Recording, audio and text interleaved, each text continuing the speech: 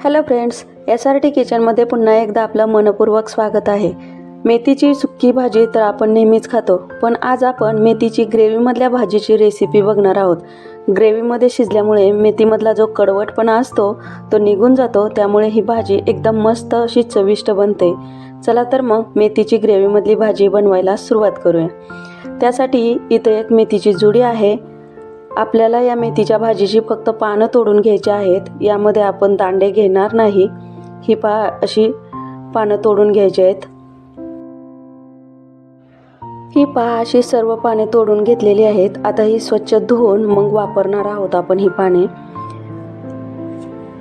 आता एका पॅन मध्ये 1 चमचा तेल घालून घेणार आहोत। त्यामध्ये 1 लसणाचा कांदा त्याच्या पाकळ्या सोलून असे बारीक तुकडे करून घेतलेले आहेत, ते घालून घेऊया। लसूण नेहमीच्या भाजीपेक्षा जास्त वापरलेला आहे। आता हा लसूण कलर बदलेपर्यंत परतून घ्यायचा आहे आपल्याला। लसूण परतून झाला की त्यामध्ये धुवून घेतलेली मेथीची पाने घालून घेऊया। ही सर्व मेथीची पाने व्यवस्थित धुवून घेतलेली आहेत, ते आता यामध्ये घालून घेऊया। मेथीची पाने लसणामध्ये चांगली परतून घ्यायची आहेत आपल्याला। अशी ही मेथीची पाने लसणामध्ये परतल्यामुळे लसणाचा जो फ्लेवर आहे तो मेथीच्या भाजीमध्ये उतरतो, त्यामुळे भाजीला खूप छान चव येते। आणि ही आपली भाजी व्यवस्थित परतून झालेली आहे। आता ती एका प्लेटमध्ये काढून घेऊया। त्यानंतर एका कढईमध्ये 2 चमचे तेल घालून घेऊया।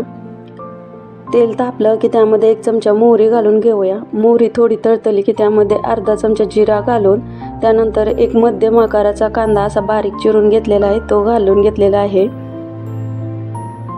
हा कांदा आपल्याला सोनेरी रंग येईपर्यंत परतून घ्यायचा आहे। कांदा परतून झाला की त्यामध्ये 1 चमचा लाल तिखट, अर्धा चमचा काश्मीरी लाल तिखट, अर्धा चमचा धनेपूड आणि पाव चमचा गरम मसाला घालून घेऊया। आणि हे सर्व मसाले आपल्याला कांद्यामध्ये परतून घ्यायचे आहेत। गरम मसाल्याऐवजी तुम्हाला जर जिरेपूड घालायचे असेल तर तुम्ही ते घालू शकता। काश्मीरी लाल तिखट आपण फक्त कलर येण्यासाठी घातलेला आहे। आणि सर्व परतून झालं की त्यामध्ये एक मध्यम आकाराच्या टोमॅटोची पेस्ट बनवून घेतलेली आहे, ती घालून घेणार आहोत। टोमॅटोमध्ये पाण्याचं प्रमाण जास्त असतं, त्यामुळे हे सर्व मसाले टोमॅटोच्या पेस्टमध्ये तेल सुटेपर्यंत शिजवून घेणार आहोत आपण। मसाले शिजतात तोपर्यंत एक वाटण बनवून घेऊया। मिक्सरच्या भांड्यामध्ये 2 टेबलस्पून एवढे भाजलेल्या शेंगदाण्याचे साली काढून घेतलेले आहेत, ते घालून घेऊया। 1 चमचा पांढरे तीळ घालून घेतलेले आहेत आणि 1 चमचाभर त्यामध्ये पाणी घालून याची पेस्ट बनवून घेऊया।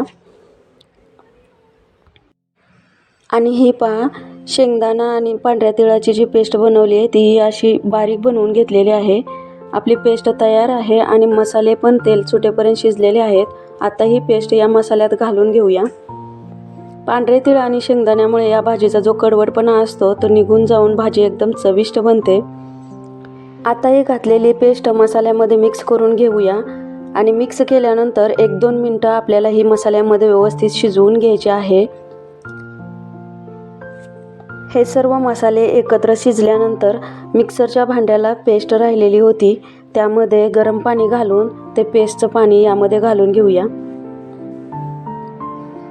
जेवढी ग्रेव्ही हवी आहे तेवढं पाणी घालून घ्यायचं आणि चवीपुरतं मीठ घालून घ्यायचं आहे।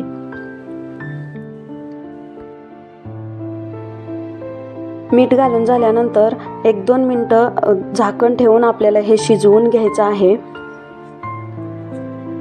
आणि 1-2 मिनिटानंतर आपली ग्रेव्ही व्यवस्थित शिजलेली आहे, म्हणजे उकळी आलेली आहे त्याला। आता यामध्ये मेथीची भाजी परतून ठेवलेली होती ती घालून मिक्स करून घेऊया। यामध्ये आपण मेथीच्या भाजीची फक्त पाने वापरले आहेत। जर तुम्हाला मेथीच्या पानासोबत दांड्यांची भाजी बनवायची रेसिपी हवी असेल तर कमेंट करून सांगा, मी तुमच्यासाठी त्याचा व्हिडिओ बनवून चॅनलवर पोस्ट करेन। तर ही आपली भाजी ग्रेव्हीमध्ये चांगली शिजलेली आहे। अशी ही मेथीची खायला एकदम चविष्ट अशी ग्रेव्हीमधली भाजी तयार झाली आहे। तुम्ही ही एकदा भाजी या पद्धतीने नक्की करून बघा आणि रेसिपी कशी वाटली ते कमेंट करून सांगा। व्हिडिओ आवडला तर लाईक आणि शेअर करा। चॅनलवर नवीन असाल तर चॅनलला सबस्क्राईब करायला विसरू नका। पुन्हा भेटू अशाच एका नवीन व्हिडिओसोबत, तोपर्यंत धन्यवाद।